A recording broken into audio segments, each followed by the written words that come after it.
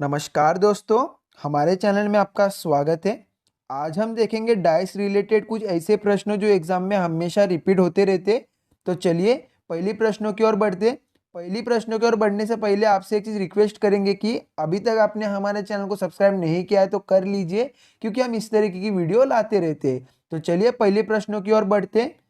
यदि अंक दो शिखर पर है तो तल में अंक होगा। तो यहाँ पे प्रश्न में यह पूछा जा रहा है कि अगर डाइस में जब दो नंबर टॉप साइड में दी गई है तो डाउन साइड में कौन सी नंबर होगी, मीन्स उसका ऑपोजिट डायरेक्शन में। जैसे कि यहाँ पे देखिए डाइस टू दी गई, डाइस थ्री में नंबर टू के ऑपोजिट में जो नंबर होगी हमें वो फाइंड करनी है।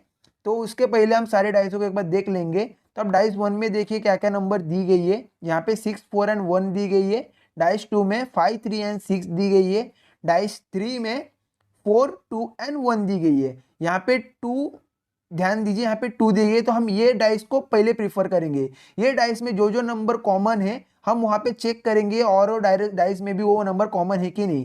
तो यहाँ पे आप देख सकते नंबर 1 और नंबर 3 की जो डाइस है वहाँ पे 1 एंड 4 रिपीट हो रही है। आप देख सकते हैं यहाँ पे 1 एंड 4 रिपीट हो रही है। जब भी आपको इस तरह की डाइस दिखे तो समझ जाना जो भी नंबर बच जा रही है, जैसे कि डाइस 3 में नंबर 2 बच जा रही है और डाइस 1 में नंबर 6, तो इसका मतलब समझ जाना डाइस 2 के ऑपोजिट डायरेक्शन में जो नंबर होगी वो है 6।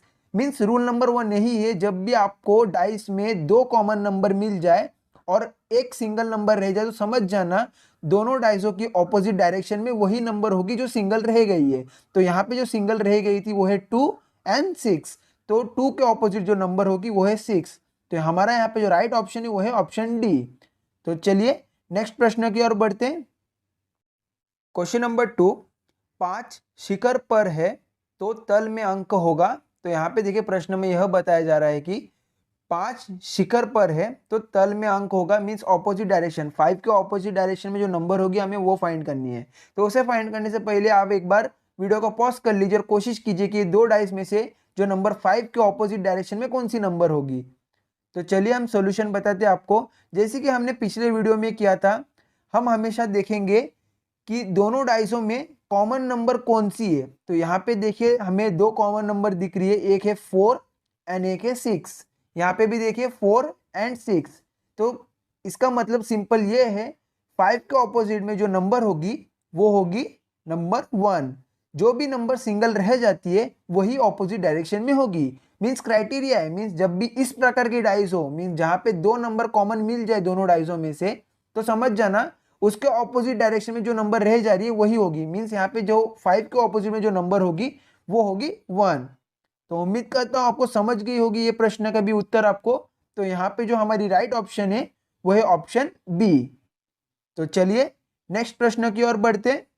क्वेश्चन नंबर 3, 3 शिखर पर है तो तल में अंक होगा। तो यहाँ पे देखिए प्रश्न में यह पूछा जा रहा है कि अगर डाइस में कौन से भी साइड में 3 दी गई हो तो उसके ऑपोजिट डायरेक्शन में कौन सी नंबर होगी।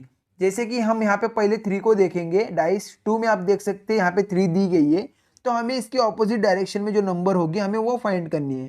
तो उसे फाइंड करने से पहले हम दोनों डाइसों को अच्छे से चेक करेंगे कि वहाँ पे कौन कौन सी नंबर दी गई है। तो आप एक चीज नोटिस करोगे कि यहाँ पे जो डाइस 1 एंड डाइस 2 है वहाँ पे एक नंबर कॉमन है। देखिए डाइस 1 में जो नंबर कॉमन है और डाइस 2 में वो है नंबर 4। तो आप देख सकते हैं हमने पिछले जो भी प्रश्न सॉल्व किए वहाँ पे दो दो नंबर कॉमन थे, बट ये टाइप 2 की क्वेश्चन है तो यहाँ पे एक ही नंबर कॉमन है। जब एक नंबर कॉमन मिले आपको तो आपको उसे किस टाइप से सॉल्व करना है, आप उसे क्लॉकवाइज डायरेक्शन में सॉल्व करोगे। देखिए हम 4 के बाद 2 लेंगे, 2 के बाद 1 लेंगे इन क्लॉकवाइज डायरेक्शन। देखिए डाइस 2 में भी हम उसी तरीके से लेंगे, 4 के बाद 3 लेंगे, 3 के बाद 5।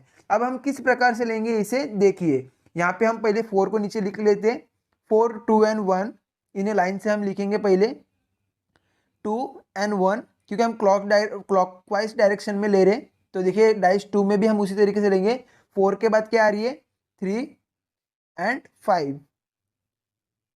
हमें जब भी वन कॉमन नंबर मिले तो आप समझ जाना इसे क्लॉकवाइज डायरेक्शन में सॉल्व करनी है। तो यहाँ पे देखिए 2 के ऑपोजिट में जो नंबर आ रही है वो है 3। देखिए कॉलम 2 में यहाँ पे जो 3 के ऑपोजिट में जो नंबर आ रही है वो है 2, 1 के ऑपोजिट में जो नंबर आ रही है वो है 5।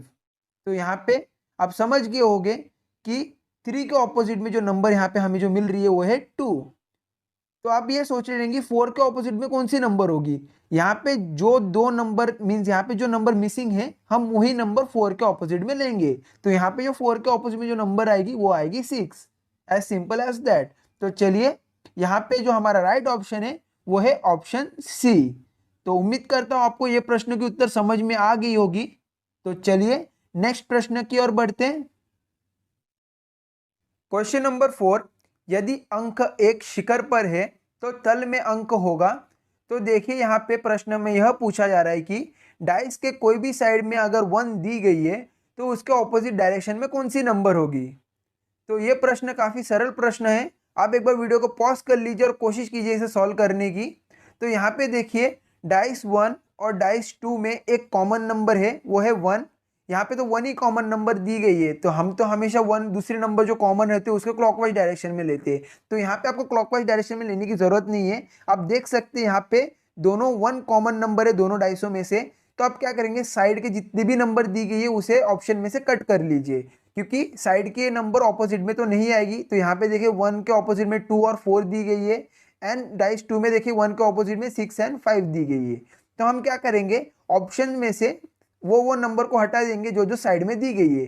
तो देखिए साइड में 1 के साइड में 2 दी गई है तो ऑप्शन ए में देखिए 2 है तो हमारी ये राइट ऑप्शन नहीं होगी क्योंकि हमें ऑपोजिट चाहिए ना कि साइड वाली। ऑप्शन सी भी नहीं होगी क्योंकि 4 भी साइड में दी गई है। एंड ऑप्शन डी में देखिए 5 है जो कि 1 के साइड में है। तो देखिए 3 ऑप्शन तो कट हो चुके। तो इसका मतलब जो हमारी राइट ऑप्शन है वो है ऑप्शन बी। ऑप्शन बी हमारी राइट ऑप्शन है। तो इसी तरीके से आपको इस टाइप के प्रश्नों को सॉल्व करना है, ज़्यादा टाइम को वेस्ट नहीं करना है इस टाइप के प्रश्नों को सॉल्व करने में। चलिए नेक्स्ट प्रश्न की ओर बढ़ते। क्वेश्चन नंबर 5, 4 के विपरीत कौन सा अंक होगा। तो यहाँ पे देखिए प्रश्न में यह पूछा जा रहा है कि 4 के ऑपोजिट डायरेक्शन में कौन सी नंबर होगी। तो आप एक बार तीनों डाइस को अच्छे से चेक कर लीजिए और कोशिश कीजिए कि आप 4 के ऑपोजिट डायरेक्शन में जो नंबर होगी उसे फाइंड कर पा रहे हैं कि नहीं। तो चलिए हम एक एक करके सारी डाइसों को देखते। पहली डाइस में देखिए 2 4 3 दी गई है। दूसरी डाइस में देखिए 4 2 एंड 1 दी गई है। एंड तीसरी डाइस में देखिए 1 6 एंड 5 दी गई है। अब यहाँ पे देखिए नंबर 2 डाइस और नंबर 3 की डाइस में 1 नंबर कॉमन है। अब यहाँ पे देख पा रहे हैं। तो आप सोच रहे रहेंगे हमने डाइस 1 को क्यों नहीं लिया। डाइस 1 को इसलिए नहीं लिया क्योंकि वहाँ पे देखिए 4 और 2 कॉमन है डाइस 1 और डाइस 2 में। हमें यहाँ पे 4 के ऑपोजिट फाइंड करनी है ना कि 3 के ऑपोजिट में कौन सी है। तो यहाँ पे देखिए 4 एंड 2 कॉमन है तो इसका मतलब है 3 के ऑपोजिट में क्या होगी 1 होगी। बट हमें फाइंड तो 4 की करनी है इसलिए हमने डाइस 1 को नहीं लिया। तो चलिए हम डाइस 2 और डाइस 3 को देखते। वहाँ पे देखिए एक नंबर कॉमन है वो है 1। अब हम क्या करेंगे जैसे कि हमने पिछले प्रश्नों में किया था, हम जब भी हमें एक नंबर कॉमन मिलती है तो हम क्या करेंगे उसे क्लॉकवाइज डायरेक्शन में देखेंगे। तो यहाँ पे देखिए क्लॉकवाइज डायरेक्शन में जब हम पहली डाइस को लेते हैं तो 1 4 2 आ रही है और दूसरी डायरेक्शन में देखिए दूसरी डाइस में 1 6 एंड 5 आ रही है। तो हम इसे बराबर सीरीज में लिख लेते क्लॉकवाइज डायरेक्शन में पहली डाइस को 1 4 एंड 2। फिर सेम इसी तरीके से तीसरी डाइस को भी हम लेंगे 1 6 एंड 5। तो यहाँ पे देखिए 4 के ऑपोजिट में जो नंबर आ रही है वो है 6, 2 के ऑपोजिट में जो नंबर आ रही है वो है 4। यहाँ पे प्रश्न में क्या पूछा गया था 4 के विपरीत कौन सा अंक होगा। यहाँ पे 4 के ऑपोजिट में जो नंबर हमें मिली है वो है 6। तो आप सोच रहे रहेंगे 1 के ऑपोजिट में कौन सी नंबर होगी। वो तो हमने पहले ले लिया वो है 3। जो नंबर यहाँ पे नहीं बचती वो है 3। बट हमने डाइस 1 और डाइस 2 में तभी देख लिया था 1 के ऑपोजिट में 3 होगी। तो यहाँ पे जो हमारा राइट ऑप्शन है वो है ऑप्शन सी। तो आपको ये प्रश्न की उत्तर समझ में आ गई होगी। तो इसी तरीके से आपको इस टाइप के प्रश्नों को सॉल्व करना है। डाइस से रिलेटेड प्रश्न एग्जाम में हमेशा पूछे जाते हैं, इसलिए आप जितना हो सके उतना प्रैक्टिस कीजिए। उम्मीद करता हूँ इस वीडियो में हमने जितने भी प्रश्नों को सॉल्व किया सारे प्रश्नों की उत्तर आपको समझ में आई होगी। तो चलिए अभी के लिए इतना ही, मिलते हैं नेक्स्ट वीडियो में। धन्यवाद।